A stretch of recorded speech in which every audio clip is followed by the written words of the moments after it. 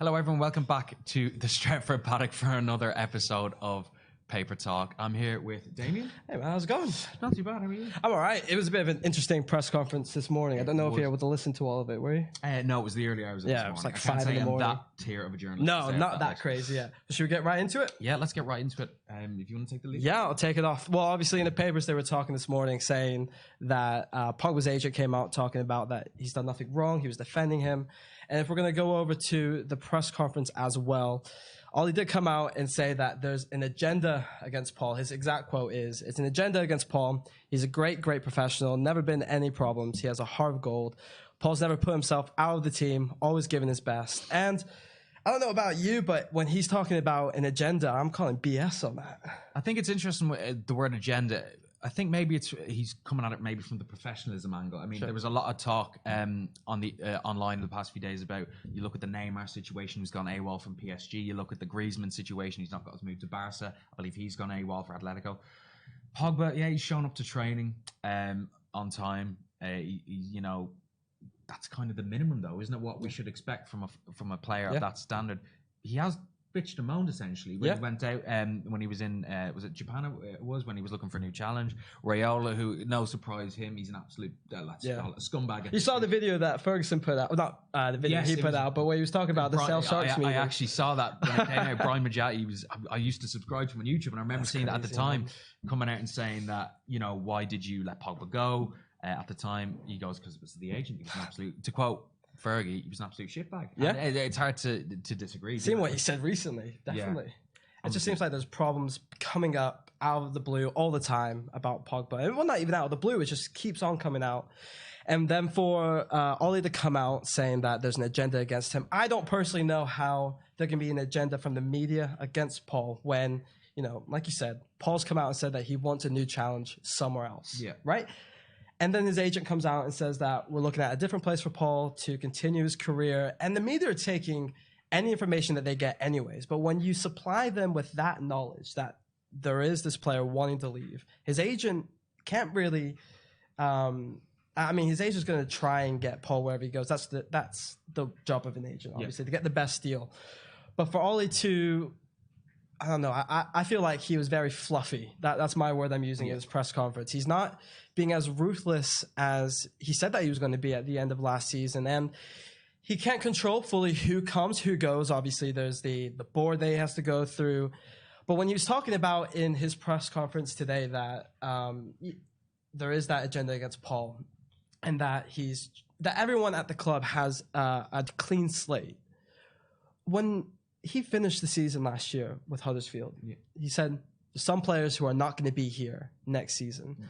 And when he's coming out with the words about Paul, I'm okay with the manager backing his player. That's what we want. But I feel like the words that he's saying are false and that he's almost cushioning it when it's a problem that should be tackled head on. Yeah, I think it's an interesting situation we find ourselves in now. You've essentially got a player who doesn't want to play for the club, and I've said it from the very start, I'd be shocked if he's there next season. But as time goes on, it's looking more likely he will be there next season, given the fact that no one can really afford him. And you have to admire United maybe in some aspects that they aren't budging on their price tag, 150, 180 million. The numbers fluctuate in between those two. But the reality of the situation is we've lost better players than Paul Pogba in the history. You are going to have to get rid of him, if not this summer, next summer. Yeah, because we moaned about Ander Herrera going on a flip free. Putting technical ability aside, we know how gifted Paul Pogba is as a player. He is a franchise as well. Yeah, from a business standpoint, you can't let a guy like him go for anything less than 150 million. And I would definitely agree with what most people are saying. He is, you could say, a virus somewhat, maybe you could say, in the club right now, the way he's carried himself. Showed up to train, as we said, on time, but again, that's a minimum expected. I felt it was completely out of order what he said to go about it, saying that he wanted a new challenge. There's stuff you say behind closed doors. You said Ollie was a bit, what was the term? Fluffy? Fluffy, yeah. A lot of the media actually said that Simon Stone especially, saying that he carried himself quite well, given it was a delicate situation and stuff. We discussed just before we came on stream. It's all about what Van Gaal and what Mourinho failed at was losing the dressing room. Yeah, being that caustic type approach, and maybe Ollie he's shown ruthlessness towards the end of last season. And it is a delicate situation to approach because you've got to get rid of the player, but you've got to get rid of the player for a deal that's, worth it for both sides. For the club that's getting him and for United as well. And some of the questions that Ollie was asking in the press conference was regarding how does he feel about United not signing anybody, because he was kind of ruthless, like you and I were just saying. And Solskjaer's reaction to some of the criticisms that United haven't sold anyone besides getting rid of Valencia, who we knew he was going to leave. Anyway. Herrera left, but we know the situation there was dire, to say the least. Yeah. And his comeback was that doing business in the football market is not going to be a quick fix overnight, and we have fantastic players here who I trust. There are fantastic players here. Loads of players I know are going to be successful at the club. And I was just saying this, that he is not going to be able to get rid of everybody that he wants to straight away. Yeah. Whether that's somebody like Marcos Rojo or even Alexis Sanchez, because, we'll take the Sanchez incident, for example. He's got a hefty contract. Yeah. So a lot of financial details there that will have to be mulled over, have to be sorted. For someone like Marcos Rojo, who I think we've said that he's been deadwood for the club for the past year or two. And 2 years, it's more because of his injury issues, and he's reckless whenever he plays. Yeah. I kind of like the recklessness. Yeah, it's kind of a meme. There's a time and place there, yeah. And so I feel like the way that he is soaking up the pressure, instead of tackling it in the sense of that he doesn't want the players, instead of being the same person that we thought he was, I think, it seems like he's softened a little bit. Now, people are saying, and I can understand where they're coming from, that maybe Ed Woodward and the board have softened him out, which is what Marino and Van Gaal at points were trying not to be like.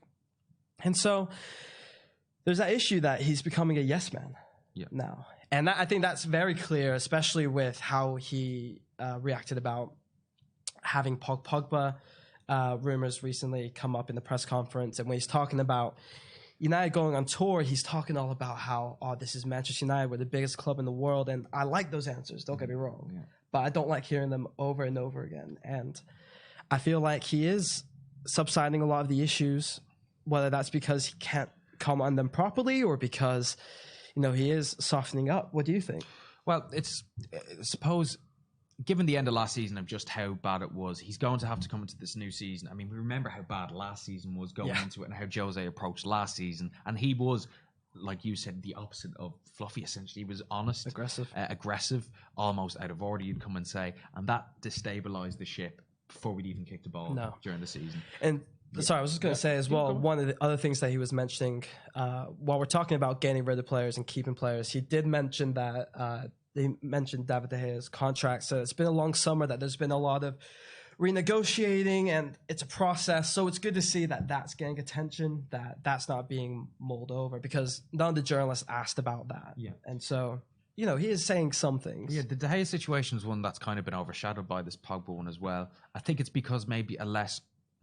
it is an urgent situation, but I think there's definite plans there should De Gea leave. I think Dean Henderson is all but sure, I'd say. Obviously, he's probably going to go out to Sheffield United again, another season on loan, which wouldn't actually be, I think, the worst thing in the world.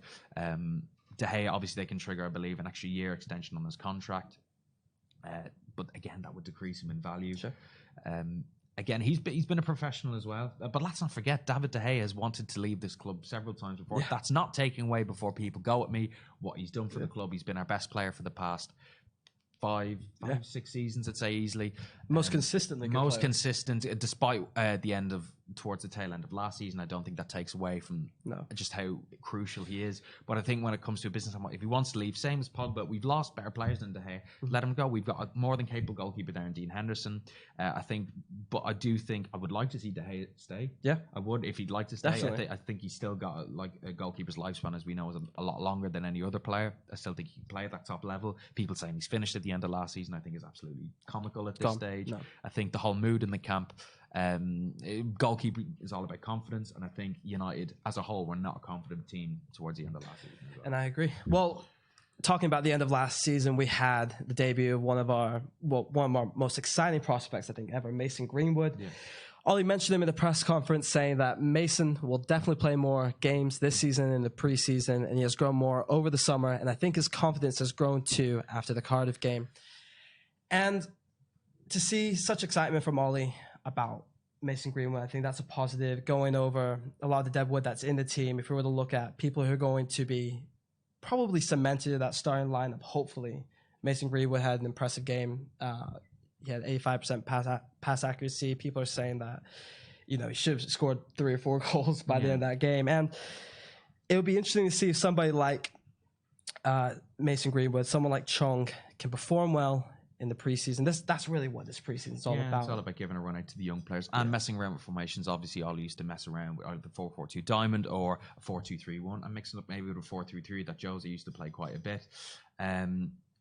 It'll be an interesting preseason. I'm interested to see what Daniel James is going to be like. We mentioned yesterday that topping the fitness charts, topping the bleep tests and stuff like that, his attitude and training has been applauded by Ollie and by a lot of the other teammates. A lot of the lads like Scott McTominay saying I was chatting to him on the plane, really nice young lad, and he is meant to be quite a humble young lad. He's got the right attitude about him, and he's, from what we've seen, kind of got bantered a bit when we signed him for 50 million. I think he does have what it takes, or does have the right cut about him to do well at this club, just attitude-wise, because a lot of players have gotten far with this club, not based on their technical ability, but just on their willingness to play. Players like Park Ji-sung may not have been most technically gifted, but their work rate, we saw them last in this club for a long time. And if we're talking about players who want to play for the club, obviously, we've got players like Daniel James, Aaron Wan-Bissaka, and a few other prospects who are showing that hunger. Ollie was talking about how Wan-Bissaka and Daniel James were standouts in the first couple of days of training.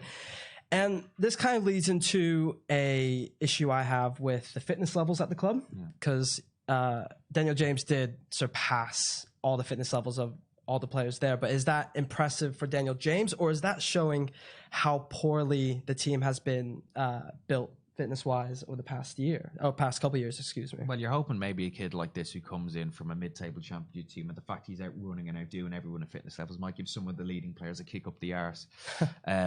Because obviously a lot of the work rate last season under Jose especially was horrendous. I think we were bottom of the leagues for sprints covered. I think it improved a bit under Ollie, obviously when we went on that run. But I think it's just, I don't know, maybe it was the style we set up with, seeing as we were so defensive beforehand. Under Jose, and transitioning was a bit more difficult. Hopefully Ollie can get a bit more, because obviously we're going to be playing with a higher line defensively, pushing up, being able to distribute into the midfield a bit more. It's going to get the midfielders more on the ball, more movement around. Daniel James obviously likes to cut inside and run horizontally. Not traditionally running one-on-one. Opposition wingers or defenders, I should say, not likes to go into the space. But I'm buzzing to see how he gets on. I'm just excited to see some football, to be honest, about all the crap we've been we've seen in the papers, so on and so forth. Especially brings us on nicely to what the Mirror have been reporting. So as if the Exodus thing couldn't get worse enough, Victor Lindelof allegedly, according to his agent, Barcelona are now in to get him during the summer, which shouldn't come really as a surprise, given the fact they look like they've come up short in their pursuit of Ligt, who looks to be signing for Juventus. And let's not lie to ourselves, Victor Lindelof clearly loves United. This rumor is not true, or even if it is true, United won't be selling him. But of course, I think after seeing the lack of ability to bring in a centre half, it would be a quite United thing to then get rid of the best one. Especially being he's one of those leaders in the dressing room as well, and given the fact that never mind, like we're looking to sign defenders, never mind lose. Definitely our highest performing, I'd say, player of the season last season. I think it was kind of weird to see Luke Shaw get it. I felt Luke Shaw was all right, but had a few gaffes towards the end of the season. Victor Lindelof, again, leader in the changing room, and wouldn't be shocked to see maybe in a season or two him getting the club captaincy, seeing as Paul. But that's another thing as well. Who's going to be captain next year? I have no idea. I think Ashley Young probably will be club captain. When probably send shivers down the spine if he plays. Exactly. When he plays in the Carabao Cup, so on and so forth. Like I don't. People are talking about if David De Gea is the best option.